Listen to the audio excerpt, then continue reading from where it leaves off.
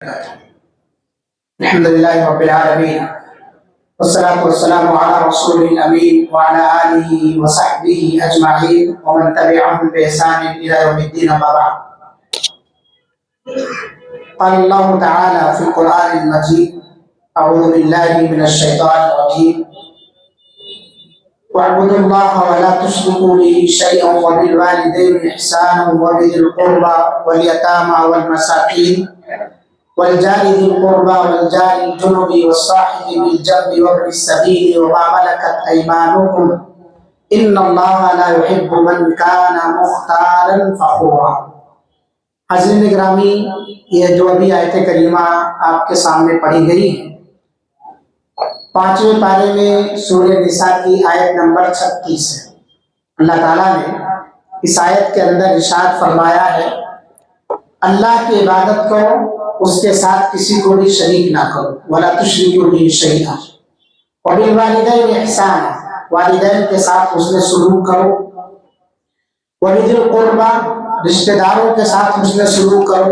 وَالْيَتَامَى، یتیموں کے ساتھ، مسکینوں کے ساتھ حسن سلوک کرو. وَالْجَارِ ذِي الْقُرْبَى، اور قریبی پڑوسیوں کے ساتھ حسن سلوک کرو. وَالْجَارِ الْجُنُبِ وَالصَّاحِبِ بِالْجَنبِ، اور جو تمہارے پہلو کے پڑوسی ہوں ان کے ساتھ بھی حسن سلوک کرو. اپنی بیوی کے ساتھ حسن سلوک کرو. وابن السبیل، اور مسافروں کے ساتھ حسن سلوک کرو. وما ملکت ایمانکم، تمہارے ماتحت جو لوگ ہیں، تمہارے ہاتھوں کے نیچے جو لوگ ہیں ان کے ساتھ بھی حسن سلوک کرو. ان اللہ لا يحب من كان مختالا فخورا، یقیناً اللہ رب العالمین اس شخص کو پسند نہیں فرماتا جو متکبر، شیخی خور اور مغرور ہو. یہ اس آیت کا ترجمہ ہے. یہ جو آیت کریمہ ابھی پڑھی گئی ہے بڑی اہم آیت ہے. اس آیت کا نام آیت الحقوق بھی ہے. بہت ساری آیتیں قرآن مجید میں مشہور ہیں، جیسے اس سے پہلے ابھی آپ نے سنا آیت الکرسی، اور اسی طرح سے کل کے درس میں آپ نے سنا آیت میراث، اور تیسرے پارے میں آیت دین ہے جو پورے قرآن میں سب سے بڑی آیت ہے پورے قرآن میں. اور یہ جو ابھی آیت آپ کے سامنے رکھی گئی ہے اس آیت کا نام آیت الحقوق. اس کی وجہ یہ ہے کہ اللہ رب العالمین نے اس کے اندر 10 حقوق بیان فرمائے، اور ان 10 حقوق میں سب سے پہلا جو حق اللہ تعالیٰ نے بیان فرمایا ہے وہ اپنا حق بیان فرمایا ہے. وہ کیا ہے کہ اللہ رب العالمین کی تنہا عبادت کرنا اور اس کے ساتھ کسی کو شریک نہیں ٹھہرانا. اسی کام کے لیے اللہ تعالیٰ نے انبیاء کا سلسلہ مبعوث فرمایا، اور اسی کام کو آگے بڑھانے کے لیے اللہ کے رسول صلی اللہ علیہ وسلم نے کہا: العلماء ورثۃ الانبیاء، علماء انبیاء کے وارث ہیں. ان کی ذمہ داری یہ بنتی ہے کہ جس طرح سے وہ لوگوں کے معاملات ٹھیک ٹھاک کرتے ہیں ویسے ہی ان کے عقائد کی بھی اصلاح کریں، انہیں عقیدے کے موضوع پر بھی درس دیں، بتائیں. علماء انبیاء کے وارث ہیں. جہاں اس سے ان کا مقام مرتبہ واضح ہوتا ہے وہیں ان کی ذمہ داریاں بھی واضح ہوتی ہیں کہ ان کی ذمہ داری ہے کیا. تو علماء کی ذمہ داری یہ بنتی ہے کہ وہ سب سے پہلے لوگوں کے اندر توحید کی بیج بوئے، شرک کا قلع قمع کریں، شرک کو جڑ سے اکھاڑ کر کے پھینکیں. کیونکہ اللہ تعالیٰ کا ارشاد ہے: ان اللہ لا یغفر ان یشرک بہ ویغفر ما دون ذلک لمن یشاء. اللہ رب العالمین شرک کے علاوہ دیگر گناہوں کو آپ کے معاف کر سکتا ہے، لیکن شرک کو اللہ رب العالمین اگر آپ بغیر توبہ کے مر گئے تو معاف نہیں فرمائے گا. اتنی خطرناک چیز ہے شرک. ایسی چیز ہے کہ آپ کے تمام اعمال کو برباد کر سکتی ہے. یعنی کون سا، پوچھا جائے اگر آپ سے کون سا ایسا عمل ہے جو انسان کے سارے اعمال کو برباد کر دے گی، تو اس کا جواب کیا دیں گے آپ؟ شرک ہے. اور اسی لیے اللہ تعالیٰ نے کہا: ان الشرک لظلم عظیم، شرک سب سے بڑا ظلم ہے. اور اللہ کے رسول صلی اللہ علیہ وسلم کو بھی اللہ تعالیٰ نے دھمکاتے ہوئے کہا: لئن اشرکت لیحبطن عملک. آپ نبی ہوں گے لیکن اگر شرک آپ کے اندر بھی آ گیا تو آپ کا سارا عمل برباد ہو جائے گا۔ اللہ اکبر۔ نبی ہیں، چہیتے ہیں، حبیب ہیں اللہ تعالیٰ کے، امام الانبیاء ہیں، اولاد آدم کے سردار ہیں، لیکن اتنی بڑی دھمکی کہ اگر آپ کے عمل میں بھی شرک پایا گیا، جبکہ انبیاء شرک نہیں کرتے، شرک مٹانے کے لیے آئے، مگر انہیں بھی وارننگ دی گئی ہے کہ آپ بھی انسان ہیں، شرک کی طرف اگر آپ گئے تو آپ کا سارا عمل برباد ہو جائے گا۔ تو یہاں اللہ تعالیٰ نے کہا وَاعْبُدُوا اللَّهَ وَلَا تُشْرِكُوا بِهِ شَيْئًا، اور پورے قرآن میں سب سے پہلا حکم جو اللہ تعالیٰ نے دیا ہے وہ اسی توحید کا دیا ہے۔ یا ایھا الناس اعبدوا ربکم الذی خلقکم، اے دنیا کے انسانوں اپنے اس رب کی عبادت کرو جو تمہارا خالق ہے۔ تو اس لیے سب سے پہلے اللہ کی عبادت کا حق بنتا ہے کہ وہ ہمارا خالق ہے۔ دوسروں کی عبادت سے ہمیں بیزار اس لیے ہونا چاہیے کیونکہ وہ مخلوق ہے، تو خالق کی عبادت کرنا ہے، مخلوق کو ترک کرنا ہے۔ اللہ کے رسول صلی اللہ علیہ وسلم نے معاذ بن جبل رضی اللہ عنہ سے پوچھا تھا ایک مرتبہ، قال كنت، معاذ کہتے ہیں میں اللہ کے رسول صلی اللہ علیہ وسلم کی سواری پر بیٹھا ہوا تھا تو آپ صلی اللہ علیہ وسلم نے مجھ سے پوچھا یا معاذ اتدری ما حق اللہ علی العباد، تمہیں معلوم ہے کہ اللہ کا حق بندوں پر کیا ہے، وما حق العباد علی اللہ، اور بندوں کا حق اللہ تعالیٰ پر کیا ہے، قلت اللہ ورسولہ اعلم، میں نے کہا اللہ کے رسول، اللہ اور اس کے رسول بہتر جانتے ہیں، مجھے کیا معلوم، مجھے جتنا علم ہے اتنا مجھے معلوم ہے۔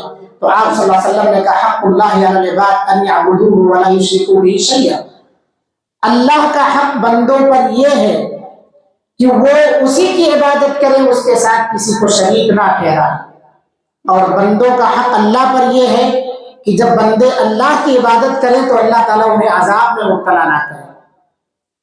تو ہمیں معلوم ہونا چاہیے کہ اللہ کا حق ہمارے اوپر کیا ہے اور ہمارا حق اللہ کے اوپر کیا ہے، یہ دونوں چیزیں ہمیں پتہ ہونی چاہیے۔ ہمارا حق اللہ کے اوپر یہ ہے کہ ہم اللہ کی عبادت تنہا کریں، اس کے ساتھ کسی کو شریک نہ ٹھہرائیں، اور جب ہم ایسا کریں گے تو اللہ کا حق ہمارے اوپر یہ ہو جاتا ہے کہ اللہ رب العالمین ہمیں معاف فرمائے، ہم شرک نہ کریں، ہم شرک نہیں کر رہے تو اللہ تعالیٰ ہمیں عذاب نہ دے۔ تو یہ حق ہمیں یاد رکھنا چاہیے ہمیشہ۔ تو پہلا حق اس آیت کے اندر جو ہے وہ کیا ہے، سب سے افضل حق، سب سے بہتر حق وہ کیا ہے، توحید، صرف تنہا اللہ کی عبادت کرنا، وَاعْبُدُوا اللَّهَ وَلَا تُشْرِكُوا بِهِ شَيْئًا۔ اس کے بعد اللہ تعالیٰ نے دوسرا حق بیان فرمایا، کیا ہے، وَبِالْوَالِدَيْنِ إِحْسَانًا۔ اب ایک سوال یہ پیدا ہوتا ہے کہ اپنے والدین کے ساتھ حسن سلوک کرو۔ اللہ رب العالمین نے قرآن جب آپ پڑھیں گے تو جہاں جہاں بھی اللہ تعالیٰ نے اپنی عبادت کا حکم دیا ہے اس کے فوراً بعد والدین کے ساتھ حسن سلوک کا حکم دیا ہے۔ اس کی وجہ یہ ہے کہ اللہ تعالیٰ ہمارا حقیقی رب ہے تو والدین ہمارے لیے مجازی رب ہے۔ اللہ رب العالمین اس دنیا میں لانے والا ہے ہمیں، اور والدین ہمیں اس دنیا کے اندر پرورش پرداخت کرنے کا ذریعہ ہے، پیدا کرنے کا ذریعہ ہے، وہ ہمیں بڑا کرنے کا ذریعہ ہے، ہماری تعلیم، تربیت، تمام چیزوں اچھی بری میں تمیز کرنے کا ذریعہ ہے۔ اس لیے وہ ہمارے مجازی رب ہو جاتے ہیں، کیونکہ دنیا میں کے اندر وجود میں آنے کے لیے وہی ہمارے لیے سورس ہے اور ذریعہ ہے۔ اسی لیے حضرت لقمان نے کہا تھا انشکر لی ولی والدیک، انشکر لی ولی والدیک، اور اللہ تعالیٰ دوسری جگہ ارشاد فرماتا ہے وَقَضَىٰ رَبُّكَ أَلَّا تَعْبُدُوا إِلَّا إِيَّاهُ وَبِالْوَالِدَيْنِ إِحْسَانًا۔ جہاں آپ دیکھیں گے وہاں اللہ رب العالمین نے اپنی عبادت کے ساتھ والدین کے ساتھ حسن سلوک کرنے کا حکم دیا، میرا شکر بجا لاؤ اور اپنے والدین کا شکر بجا لاؤ، میری تنہا عبادت کرو اور اپنے والدین کے ساتھ حسن سلوک کرو۔ یہی وجہ ہے کہ اللہ رب العالمین نے والدین کا اتنا مقام دیا ہے۔ نبی کریم صلی اللہ علیہ وسلم سے ایک صحابی نے پوچھا ای الناس احق بحسن صحابتی، پوری دنیا کے لوگوں میں اے اللہ کے رسول سب سے زیادہ میرے حسن سلوک کا مستحق کون ہے؟ تو آپ صلی اللہ علیہ وسلم نے کہا امک، تیری ماں۔ پھر پوچھا پھر کون؟ کہا امک، تیری ماں۔ پھر پوچھا پھر کون؟ کہا تیری ماں۔ پھر پوچھا صحابی نے پھر کون ہے؟ تو آپ صلی اللہ علیہ وسلم نے کہا ابو کا، تیرا باپ۔ تو ماں کا مقام اور مرتبہ دونوں کے ساتھ تو حسن سلوک کرنا، لیکن اس میں سب سے زیادہ حسن سلوک کو مستحق ماں۔ اس کی وجہ بھی ہے کہ ماں نازک ہوتی ہے، عورت ذات ہی نازک ہے، اور جب وہ ماں کے مقام پر آ جاتی ہے تو اپنے بچوں کے سامنے اور نازک ہو جاتی ہے۔ اپنے بچوں کے لیے ہر چیز کرنے کو کر گزرتی ہے وہ، لہٰذا اس کے ساتھ زیادہ حسن سلوک کرنا چاہیے۔ اور اس لیے بھی کہ ماں 3 جگہ ایسی ہے دنیا کے اندر جو تنہا ہمیں وجود بخشنے میں، ہمیں پرورش اور پرداخت کرنے میں مشکل برداشت کرتی۔ ایک تو وہ دور جب وہ ہمیں 9 ماہ اپنے پیٹ میں لے کر کے ڈھوتی، اس میں ہر طرح کی تکلیف، دکھ، پریشانیاں، تمام کی تمام چیزوں کو برداشت کرتی، اپنی خوبصورتی، اپنی ہر طرح کی قربانیاں وہ دیتی، راتوں کو جاگنا، دن کے نیند اور آرام کو اجاگ کرنا، آپ تھوڑے سے بے چین ہو جائیں تو اس کے لیے پریشان ہونا، آپ ماں کے پیٹ میں ہوتے ہیں، اندر سے لات مار مار کے اس کے پیٹ پر نشانات ڈال دیتے ہیں، وہ ساری چیزیں ماں اکیلے برداشت کر رہی ہوتی ہے۔ اور ایک وہ مرحلہ ہوتا ہے جس کا کبھی کوئی حق ادا نہیں کر سکتے آپ، وہ ہے ولادت کا مرحلہ، ولادت اور ڈلیوری کا مرحلہ ماں تنہا برداشت کرتی ہے، اس میں شوہر شریک نہیں ہوتا ہے۔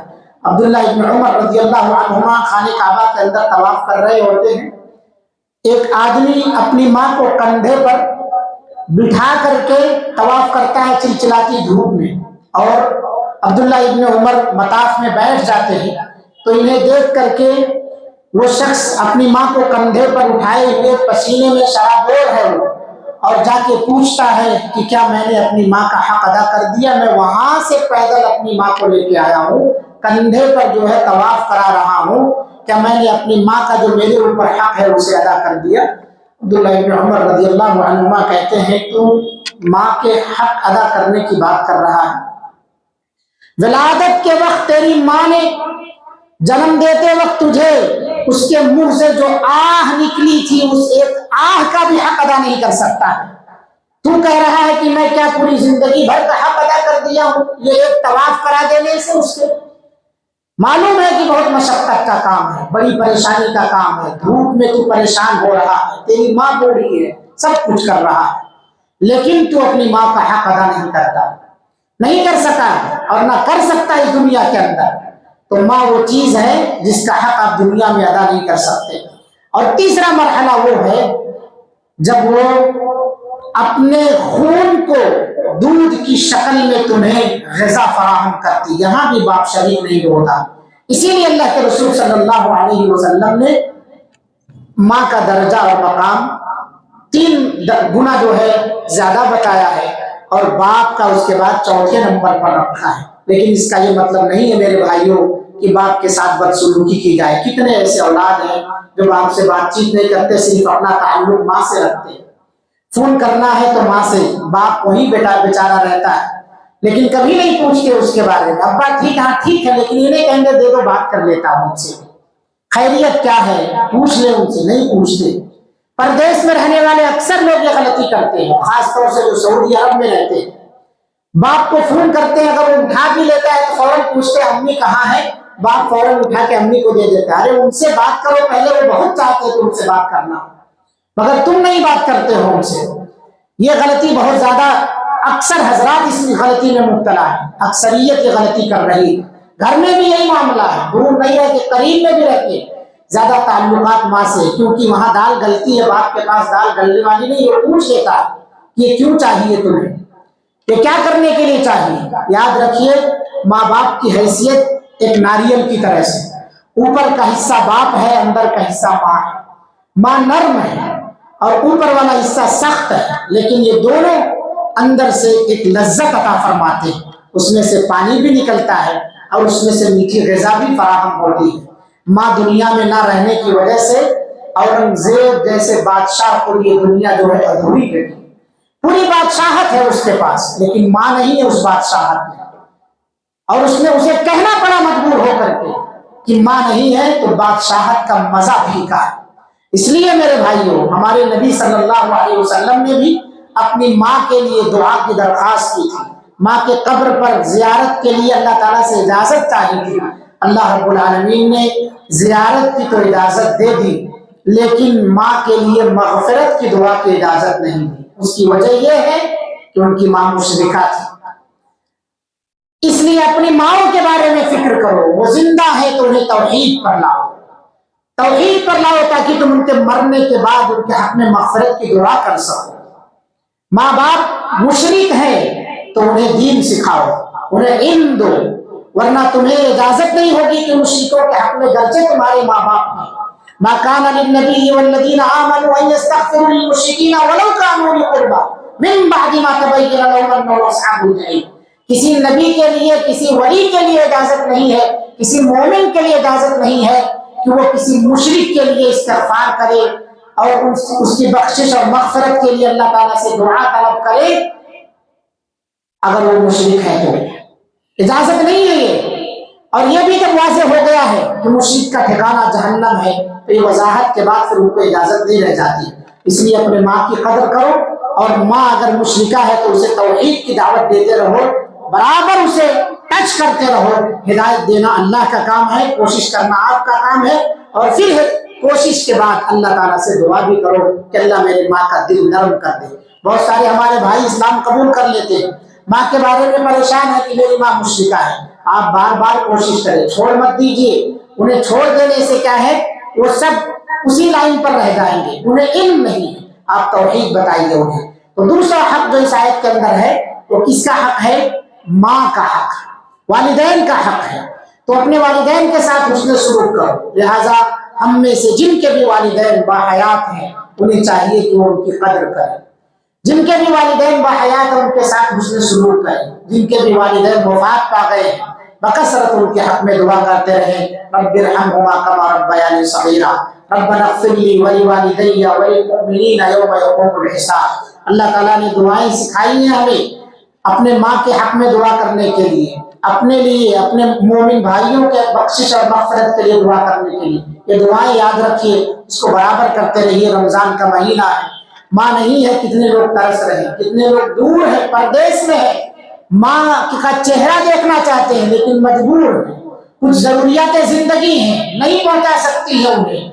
अल्लाह का शुक्र अदा कीजिए कि आजकल वीडियो कॉलिंग है, उसके जरिए से आप देख लेते, लेकिन वो वीडियो बंद होने के बाद फिर भी जो है आपकी प्यास बाकी रह जाती है, तसल्ली नहीं होती है।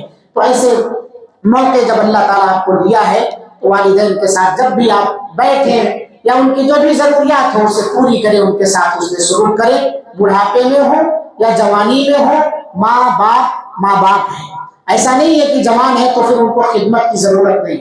जिस चीज की जरूरत है उनकी जरूरियात पूरी करें, आप उनके साथ उसने शुरू करें, उनसे जबान दराजी ना करें, उनसे जो है चिढ़ करके बात ना करें, उन्हें झिड़कियां मत दे, उन्हें डांटे मत, उनके चिड़चिड़ापन को बर्दाश्त करें। ये अल्लाह रब्बुल आलमीन यहाँ कहना चाहता है। इसीलिए अपनी इबादत के बाद माँ का मकाम और मर्तबा या वालिदैन का मकाम और मर्तबा लेकर के आए। वो भी दिल कुर्बा, अजीजों के साथ, रिश्तेदारों के साथ हुस्न सलूक करें। रिश्तेदारों के साथ हुस्न सलूक क्या है? उनसे अच्छे से पेश आए, अखलाक उनके साथ अच्छा रहे। जो भी रिश्तेदार है आपके, किसी भी तरह के रिश्तेदार, चाहे करीब के हो, रिश्तेदार चाहे दूर के हो, रिश्तेदारों में चाहे पड़ोसी हो, हर एक के साथ। इस आयत के अंदर तरह तरह के रिश्तेदारों का अल्लाह ताला ने तस्करा फरमा दिया। यतीमों के साथ, यतीम उसे कहते हैं जिसके माँ बाप बचपन में मर गए, जिसके बाप बचपन में मर गए। मम्मा का वालिद हो, जिसके वालिद का इंतकाल बचपन में हो गया है, उसके साथ उसने सलूक कीजिए। अल्लाह के रसूल सल्लल्लाहु अलैहि वसल्लम ने कहा, अना व काफिलुल यतीमैन, मैं और यतीम की किफालत करने वाला जन्नत में ऐसे होंगे जैसे मेरी दोनों ये उंगलियां। तो यतीमों के साथ शफकत बरतिए, उनके साथ ज्यादती मत कीजिए, उनका माल हड़पने की कोशिश मत कीजिए। हमारे रिश्तेदारों में बहुत सारे ऐसे लोग मिलते हैं, उनको जो भी दुनिया की जरूरियात हैं आप आगे खड़े होकर के उनका कुछ नुकसान ना होने पाए रहनुमाई करें। अद्दाल्लु अलल खैरि कफ़ाइलिही, ऐसे होगा जैसे आप खुद करने वाले हैं। रहनुमाई करना भी ऐसे है जैसे आप खुद करने वाले हैं। जो भी बुराई का रास्ता वो इख्तियार करने, उन्हें बचाएं, भलाई के रास्ते की तरफ लाएं, तालीम और तरबियत दें। इंशाअल्लाह अज़ीज़ ये सब सदका जारिया होगा। मिस्कीनों के साथ हुस्न सलूक करें, इसी तरह से पड़ोसियों के साथ हुस्न सलूक करें आप, और ऐसे ही मुसाफिरों के साथ। आगे अल्लाह रब्बुल आलमीन ने एक नुक्ता बयान फरमाया 10 हुकूक बयान करने के बाद, इन्नल्लाह ला युहिब्बु मन काना मुख्तालन फखूरा। अल्लाह ताला शेखी खोर और मुतकब्बिर को पसंद नहीं फरमाता। ये जुमला बहुत गौर करने वाला जुमला है। उसकी वजह यह है कि वो शख्स जिसके अंदर जर्रा बराबर भी किब्र होगा, जिसके अंदर किब्र होगा, तकब्बुर होगा, वो अल्लाह ताला का हक अदा नहीं कर सकता। اور جو اللہ کا حق ادا نہیں کر سکتا وہ بندوں کا بھی حق ادا نہیں کر سکتا، یا اس کے اپوزٹ جس کے اندر تکبر ہوگا وہ بندوں کا حق ادا نہیں کر سکتا، اور جس کے اندر جو بندوں کا حق ادا نہیں کر سکتا تکبر کی وجہ سے وہ اللہ کا بھی حق ادا نہیں کر سکتا۔ اسی لیے اللہ تعالیٰ ایسے آدمی کو پسند نہیں فرماتا۔ تو جب اللہ ایسے آدمی کو پسند نہیں فرماتا تو کیا بندے پسند کریں گے اس کو؟ دنیا کے اندر کوئی بھی آدمی متکبر کو، مغرور کو پسند نہیں فرماتا۔ اور یہ حدیث ہمیشہ ہمارے ذہن میں رہنی چاہیے۔ نبی صلی اللہ علیہ وسلم نے کہا جس کے دل میں رائی کے دانے کے برابر بھی تکبر ہوگا وہ جنت کے اندر نہیں جا سکتا۔ تو ہمیں اپنے دل کو تکبر سے پاک و صاف رکھنا چاہیے۔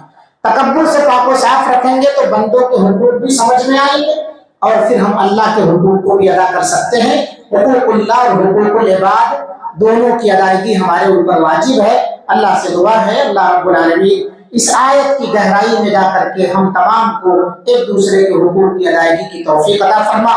رب العالمین سب سے پہلے تیرا حق ادا کرنے کی ہمارے اوپر جو واجب ہے اسے توفیق عطا فرما۔ اس کے بعد والدین، رشتہ دار، یتیم اور مسکین، پڑوسی، جو بھی پڑوسی ہوں، ہر طرح کے پڑوسیوں کے ساتھ اللہ تعالی ہم سب کو بہتر سلوک سے پیش آنے کی توفیق عطا فرما۔ جہاں ہم سے کوتاہی ہو رہی ہے اللہ اس کی اصلاح کی توفیق عطا فرما۔ اللہ رب العالمین ہم سب کے دعاؤں کو قبول فرما۔